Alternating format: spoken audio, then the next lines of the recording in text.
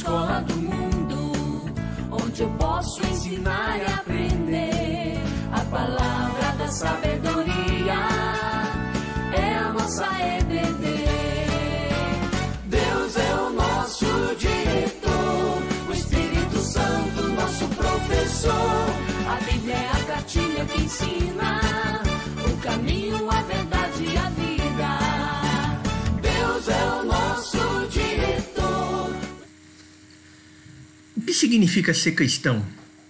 O cristianismo será que é ter um conhecimento teórico da palavra, conhecer de forma acadêmica quem é Deus, quem é Jesus, quem é o Espírito Santo? Ou há implicações de toda essa questão teórica, né, de toda a teoria, né, que a Bíblia nos traz, na nossa prática, na nossa vida no dia a dia? A lição de hoje, ela busca justamente trazer uma resposta a essa indagação. O título da lição é Da Teoria à Prática, Nova Criatura Eu Sou. A lição de número 9 da revista Território Team. Você tem 13 novas mensagens, as Cartas de Paulo, uma revista muito boa, com excelentes lições. Quem tem acompanhado tem percebido isso, né? E nós vamos trabalhar hoje com o texto básico, lá em 2 Coríntios, capítulo 5, versículo 17, é um texto bem conhecido, e ele diz o seguinte: portanto, se alguém está em Cristo, é nova criação. As coisas antigas já passaram, eis que surgiram coisas novas. Então, Paulo aqui está fazendo uma afirmação muito clara, né, de que se alguém está em Cristo, né, é uma criação diferente, né, é algo novo, diferente do velho, do passado, né? E ele fala, as coisas antigas já passaram, eis que surgiram coisas novas, né? Então Paulo aqui está falando de uma situação de transformação na vida do cristão, né? Quer dizer, quando o cristão é transformado, né, pela ação do Espírito Santo, né, e reconhece Jesus como Salvador, né, ele se torna, portanto, uma nova criação, né? Ele deixa para trás aquela condição de velho homem e passa a se revestir de um novo homem que é feito à imagem e semelhança de Jesus.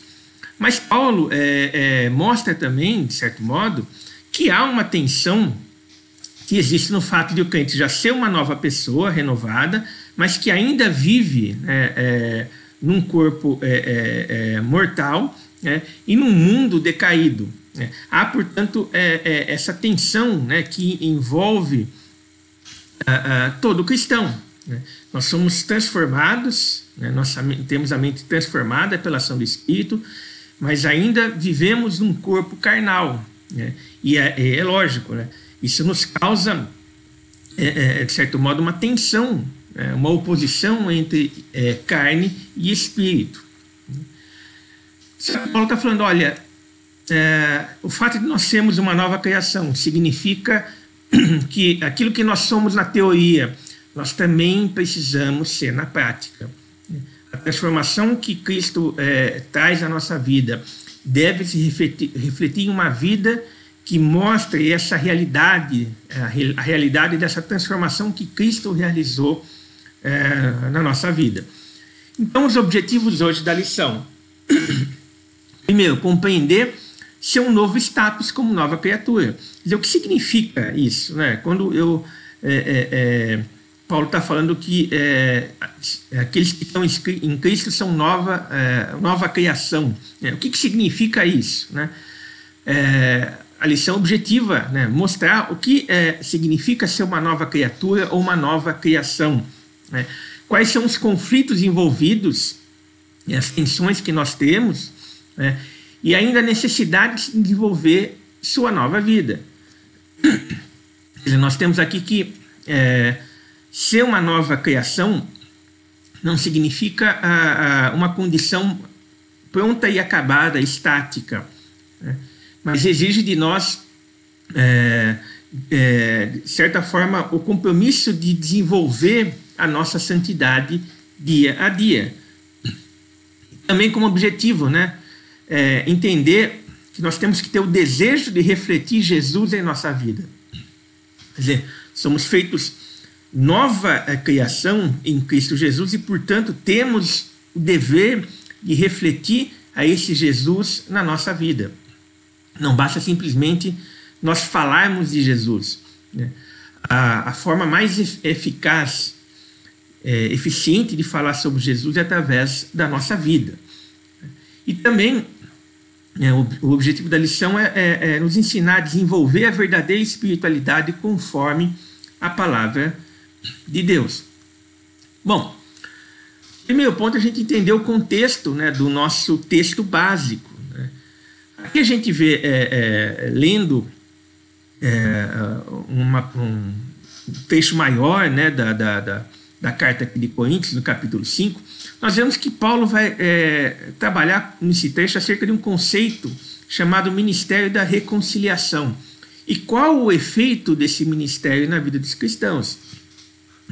E Paulo está nos mostrando é que Deus em Cristo Jesus nos reconciliou. Então, ali no Éden, né, o homem peca, né, e ele, portanto, se separa de Deus, ele cria uma separação entre Deus por conta do seu pecado, né, e assim, de tal modo que a única forma, né, de o homem se achegar novamente a Deus, né, seria cumprir todos os preceitos da lei, né. É lógico que a gente sabe, nós estudamos isso em aulas anteriores, sobretudo quando nós vimos sobre o papel da graça na vida do cristão, que a lei nós não temos condições de cumprir a lei. O que a lei, na realidade, faz é mostrar que efetivamente nós somos pecadores. E Deus, com seu amor, né, a Bíblia fala em João 3,16 que Deus amou o mundo de tal maneira que ele deu o seu Filho unigênito para todo aquele que nele crê não pereça, mas tenha vida eterna. Então Deus, em seu amor, ele vem ao socorro do homem, né? Ele estende a sua mão, né? E através de Jesus Cristo ele promove a reconciliação de Deus com a humanidade, né? E aí Paulo vai falar, olha, esse ministério da reconciliação, né, expressa justamente o amor de Cristo, né? E Paulo vai falar em 2 Coríntios 5,14 que o amor de Cristo nos constrange, né? Julgando nós isto, um morreu por todos, logo todos morreram. E Paulo está falando que o único modo que teríamos, né, de pagar a nossa dívida, pagar o nosso pecado, seria nós morrermos pelo nosso pecado, né? Só que nós não teríamos, mesmo assim, condições, né, de morrer pelo pecado e ressuscitar. E a Bíblia fala que Deus, buscando a reconciliação dele com os homens, ele manda o seu Filho, né, que dá a sua vida por amor de nós, e ele morre em nosso lugar, o sacrifício vicário. Por isso que Paulo fala que um morreu por todos, ou seja, Jesus morreu por todos nós, logo todos morreram, né? E aí Paulo continua, né? E ele morreu por todos para os que vivem não vivam mais para si mesmos, mas para aquele que por eles morreu e ressuscitou, né? 2 Coríntios 5,15, né? O que Paulo está falando, portanto, é que esse amor de Cristo que nos constrange significa que ele deu a vida por nós, né? Só que o dar a vida por nós não significa que nós vamos receber isso, né, pela graça dele e simplesmente vamos ter que ficar estáticos, sem fazer nada. Pelo contrário, né? O sacrifício de Cristo nos dá a vida, né, como Paulo fala aqui em 2 Coríntios 5,15, né?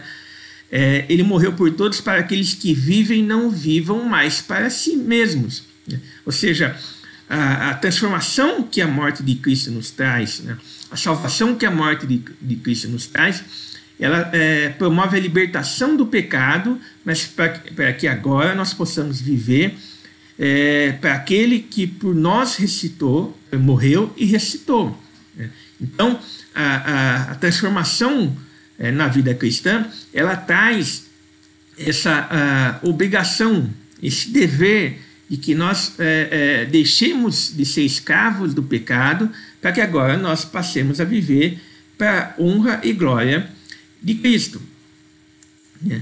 Então Paulo vai dizer lá em Gálatas 6, 14 e 15, né? Mas longe esteja de mim gloriar-me, senão na cruz de nosso Senhor Jesus Cristo, pelo qual o mundo está crucificado para mim e eu para o mundo. Então, o sacrifício de Jesus traz isso na vida do cristão, né? Nós estamos crucificados para o mundo. E aí ele continua: pois nem a circuncisão é coisa alguma, nem a incircuncisão, mas o ser nova criatura. Quer dizer, o estar crucificado para o mundo significa que nós somos uma nova criatura. Agora, uma nova criatura que tem, obviamente, mostrar a glória desse Salvador através da sua vida. O cristianismo, portanto, né, exige que nós sejamos e vivamos como uma nova criação de Deus.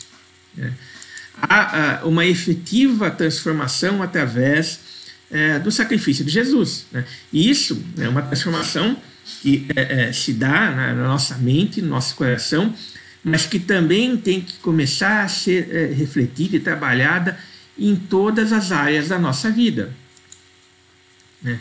Então, nós temos que quem está em Cristo já é uma nova criação de Deus, né? Mas, por outro lado, é um cidadão do futuro. A gente está falando da vinda do reino, né? Quando Jesus vai voltar, né, para julgar esse mundo e para buscar aqueles que pertencem a ele. Nós somos um cidadão desse reino futuro, né? Mas um reino que se manifesta no presente, né? E nós vivemos nesse presente, né? Nós não podemos viver uma vida cristã simplesmente pensando no futuro, na época da volta de Jesus, né? Nós somos cristãos transformados, né? Essa nova criação que vai ser manifesta de uma forma plena na volta de Jesus, mas nós já vivemos no presente. E é, portanto, nesse presente que nós temos que manifestar o caráter de Jesus, né? Agora, como eu já disse, né, embora a nova criação, nós vivemos em um corpo decaído, em um mundo sob os efeitos do pecado. Então, sobre a vida do cristão, há sempre uma tensão entre carne e espírito, né, que tem lutado, né, a gente vai ver que Paulo fala que são opostos entre si, né, que lutam na vida do cristão. Então vamos lá, em Gálatas 5,17 diz justamente isso, né? Porque a carne milita contra o espírito e o espírito contra a carne, porque são opostos entre si, para que não façais o que porventura seja do vosso querer, né? Então, Paulo nos diz aqui que existe uma tensão na vida do cristão. Ser nova criação não significa que nós vamos ter uma vida sem tribulações, sem lutas, né? Pelo contrário, né? Como há essa convivência entre a carne e o espírito ainda na nossa vida, nós vamos viver em lutas, ou pelo menos temos que viver lutando contra a nossa natureza carnal. Paulo diz lá em Romanos 7,18, porque eu sei que em mim, isto é, na minha carne, não habita bem nenhum, pois o querer do bem está em mim, não porém o efetuá-lo, né? Então, essa tensão que existe entre carne e espírito na vida do cristão, né, ela torna difícil, né, justamente nós transformarmos aquela teoria, né, em prática, né? Nós sabemos o que é o bem, né? Nós queremos fazer o bem, mas nós não conseguimos efetuar esse bem, transformar esse bem muitas vezes em vida prática. E aí também Paulo nos diz lá em Romanos 6, 4 a 6, fomos, pois, sepultados com ele na morte pelo batismo, para que, como Cristo foi ressuscitado dentre os mortos pela glória do Pai, assim também andemos nós em novidade de vida. Quer dizer, a morte e ressurreição de Jesus nos traz essa responsabilidade de viver em novidade de vida, né? De viver como nova criação. E aí Paulo continua, porque se fomos unidos com ele na semelhança da sua morte, certamente seremos também na semelhança da sua ressurreição. Esse é o efeito, né, do sacrifício e ressurreição de Cristo, né? Quando nós estamos em Cristo, nós morremos para o pecado e somos ressuscitados, né, transformados como nova criatura. E Paulo continua, sabendo isto, que foi crucificado com ele o nosso velho homem, para que o corpo do pecado seja destruído e não sirvamos o pecado como escravos. Então, o ser nova criação, né, significa que nós somos libertos do pecado para não vivermos mais como escravos do pecado. É interessante, e a gente vai ver isso, que nós somos livres do pecado, nos tornamos livres, né? Mas essa liberdade não significa que nós podemos fazer tudo aquilo que nós desejamos ou quisermos.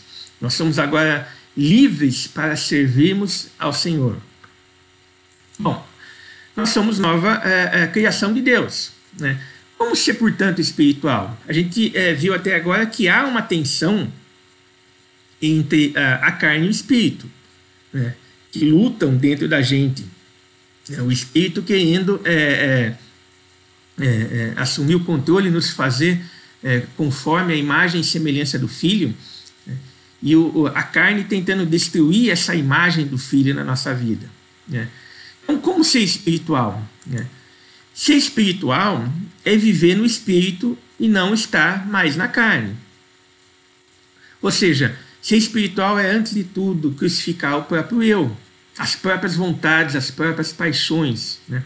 Na verdade, a grande sacada do diabo é justamente achar que quando nós fazemos a nossa vontade, aquilo que nós queremos, nós estamos sendo livres, né? E a Bíblia nos mostra que, na realidade, quando nós vivemos de acordo com a nossa vontade, nós estamos nos enganando, porque nós estamos vivendo numa condição de escravos do pecado. Então, viver de forma espiritual é, primeiramente, crucificar justamente a nossa vontade, aquilo que nos torna escravos do pecado. E aí eu tenho que viver, portanto, no Espírito. É sinônimo de andar no Espírito, ou ser cheio do Espírito, né? Quer dizer, andar no Espírito, o que significa isso, né? A ideia de andar aqui é algo constante, né? Algo que nós fazemos a cada momento, né? Todos os dias. Ser espiritual, portanto, não é ter simplesmente conhecimento da Bíblia, né? E na igreja, né? A igreja, inclusive, não pode ser uma desculpa para esconder a nossa espiritualidade, a nossa responsabilidade de viver como crentes que creem em Cristo como Salvador e que têm a obrigação de refletir isso na prática do dia a dia, né? Viver, portanto, no Espírito é andar no Espírito, é a cada momento da nossa vida nós buscarmos refletir a glória de Cristo, né? Ser cheio do Espírito é deixar que o Espírito comande as nossas vidas. Paulo nos diz, por exemplo, lá em Gálatas 5,16, digo, porém, andai no Espírito, ou seja, vivam a cada momento, busquem viver a cada momento no Espírito, e jamais satisfareis a concupiscência da carne. E Paulo nos fala aqui que se nós estivermos andando no Espírito, deixando com que o Espírito guie a nossa vida, com que ele comande a nossa vida, todas as partes da nossa vida, nós nunca vamos satisfazer as vontades da carne. Ou seja, toda vez que nós pecamos, né, que nós satisfazemos a concupiscência da carne, significa que nós não deixamos o Espírito comandar a nossa vida. Então, viver uma vida espiritual é uma vida no qual o Espírito é quem comanda. E ainda lá em Gálatas 5, 24 e 25, Paulo nos fala, e os que são de Cristo Jesus crucificaram a carne com as suas paixões e concupiscências. Se vivemos no Espírito, andemos também no Espírito. Não basta dizer que você vive no Espírito, você deve transformar isso numa busca constante pelo aperfeiçoamento na palavra. Né? Quer dizer, quem tem o Espírito precisa se encher do Espírito e deve constantemente buscar a Cristo. Né? Lá em Efésios 5,18, Paulo nos fala: e não vos embriagueis com vinho, no qual há dissolução, mas enchei-vos do Espírito. Né? O Paulo está falando aqui o seguinte, né? A gente não deve se deixar encher por aquilo que não traz edificação. Né? Aquilo que a gente não pode se deixar encher por aquilo que nos torna escravos do pecado. Né? Qualquer coisa, né? Paulo aqui usa a expressão de se embriagar com vinho, né? Mas a ideia aqui é aquilo que nos tira a visão de Cristo, aquilo que nos coloca como escravos do pecado. Né? A gente tem que, pelo contrário, deixar tudo isso, mas se encher do Espírito. Isso portanto, o modo como nós podemos ser espirituais, né? Como nós podemos, de certo modo, viver uma vida que transforma aquela teoria, né, que nós temos através da palavra, e aí a importância de buscar a Cristo também através da leitura da palavra. Né? Quem diz quem é Deus, o que é Jesus, o que é o Espírito Santo, né? Quem é o Espírito Santo, quem é Jesus, né? Qual o plano de Deus para a vida do homem, qual o plano de Deus para a nossa vida, é a palavra. Né? Se nós não buscamos, né, conhecer a Deus na palavra, através da palavra dele, nós obviamente não vamos ter condição de nos encher do Espírito e transformar esse conhecimento em uma vida prática. Mas a gente tem que buscar o Espírito e transformar a verdade bíblica em uma verdade prática na nossa vida. E o que é, portanto, a verdadeira espiritualidade? Né? A gente pode falar que a verdadeira espiritualidade busca, primeiro, imitar a Cristo. Né? Quer dizer, Cristo é o nosso padrão, é o nosso paradigma. Né? Ele é o padrão do homem perfeito, né? Que reflete a imagem e semelhança de Deus. Né? Um homem sem pecado. Né? Então nós temos que buscar imitar a Cristo. Né? Também nós temos que buscar viver uma vida de amor. A gente vai ver que o amor é o fundamento, é a base da vida cristã. Sem amor, a vida cristã perde sentido. Também a gente tem que viver a liberdade do Espírito. A gente vai ver o que significa essa liberdade do Espírito. E, por fim, a gente tem que entender ou buscar padecer por Cristo. Do mesmo modo como Cristo morreu por nós, nós temos que estar dispostos a dar nossa vida por Jesus, para a honra e glória dele. Então, nós vemos lá em 1 Coríntios 11:1, Paulo falando: sede meus imitadores, como também eu sou de Cristo. E a verdadeira espiritualidade, como nós vimos, é imitar a Cristo. E Paulo diz: olha, toda vez, a ideia de Paulo aqui é o seguinte, né? Toda vez que eu fizer alguma coisa em que eu esteja imitando a Cristo, faça a mesma coisa. A palavra imitador aqui é a mesma ideia de mímica. Paulo não está falando aqui que tudo o que ele faz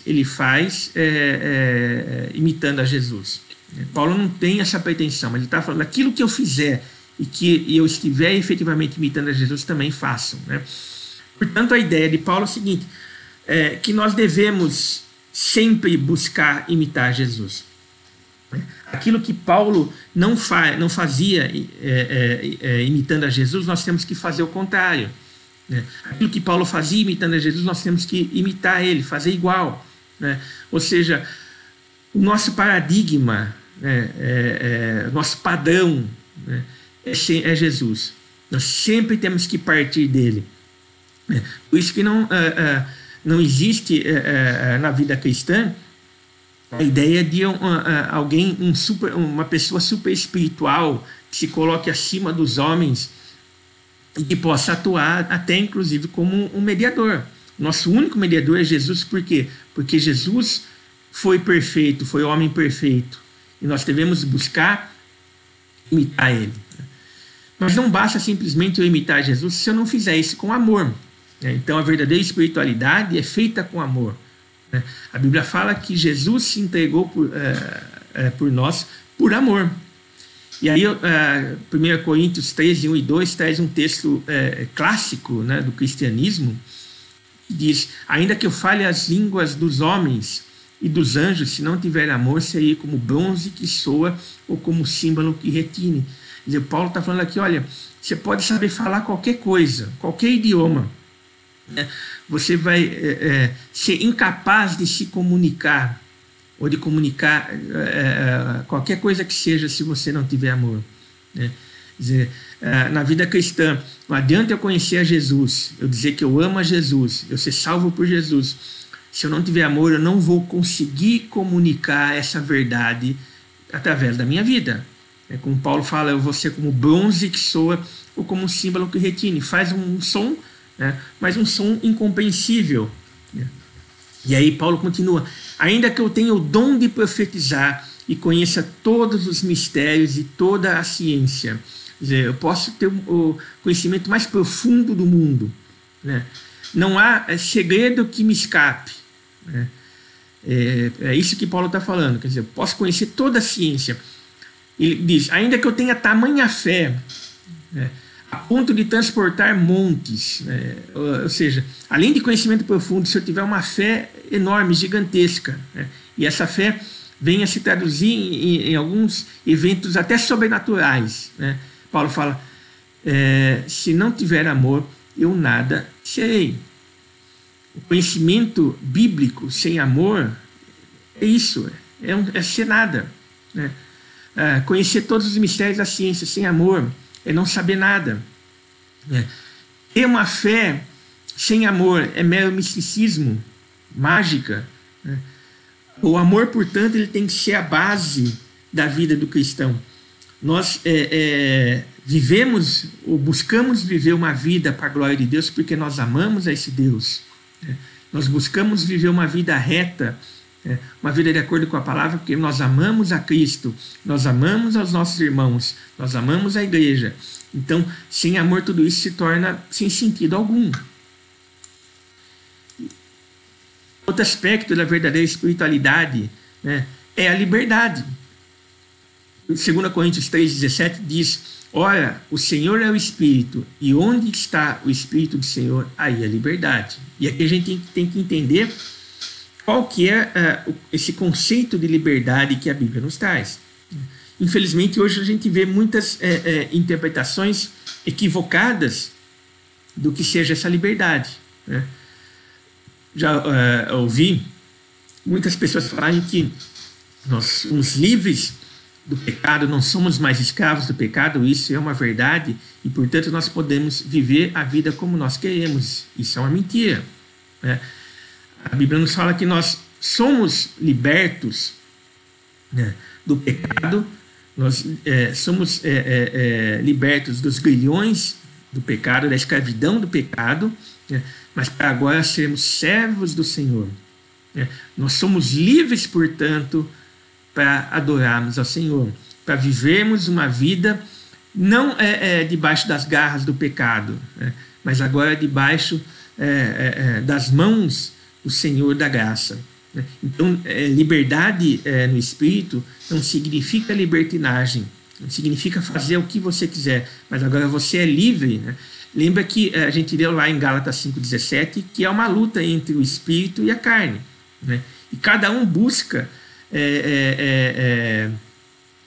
colocar a sua própria vontade na vida do indivíduo, né? A carne quer colocar a sua vontade, fazer com que o indivíduo viva escravizado pelos desejos da carne, né? O Espírito, ele nos liberta para que nós possamos viver debaixo da vontade do Senhor, né? Então, a liberdade cristã é a liberdade de sermos servos do Senhor Jesus Cristo. E outro aspecto da verdadeira espiritualidade, né, é sofrer por Cristo. Filipenses 1,29 diz: porque vos foi concedida a graça de padecerdes por Cristo e não somente de crerdes nele, né? A Bíblia, ela não nos promete, depois da conversão, uma vida sem problemas. Pelo contrário, né? Jesus nos fala que nós iríamos passar por aflições no mundo, mas ele nos promete a vitória, porque ele venceu o mundo. Né? Então, viver uma vida cristã, viver uma vida espiritual, é estar disposto a sofrer por Jesus. Né? A marcar posição, né? Do lado do Evangelho. E nós somos, no nosso dia a dia, chamados a marcar essa posição em favor da verdade. Né? E a Bíblia nos fala que nós vamos ser perseguidos, né? Quando nós nos dispusermos a viver para a glória de Jesus. A Bíblia fala que todos aqueles que querem viver de forma piedosa, né, vão ser perseguidos. Né? Mas ela nos diz que nós somos felizes todas as vezes que nós somos perseguidos por causa da justiça. Então, padecer por Cristo, sofrer por Cristo, né, é um aspecto da graça, né, que nós estudamos na aula passada, né, um favor imerecido, né, que Deus nos propicia, não pelos nossos méritos, né, mas simplesmente pelo amor dele, pela graça dele. Então, a verdadeira espiritualidade é aquela que está disposta, né, a sofrer em nome de Jesus. Né. E Deus, portanto, nos ajude a entender isso, né, o que é ser uma nova criatura. Né. A vida cristã ela vai muito além, portanto, do mero conhecimento teórico, né, de simplesmente conhecer aquilo que a Bíblia nos fala. Né.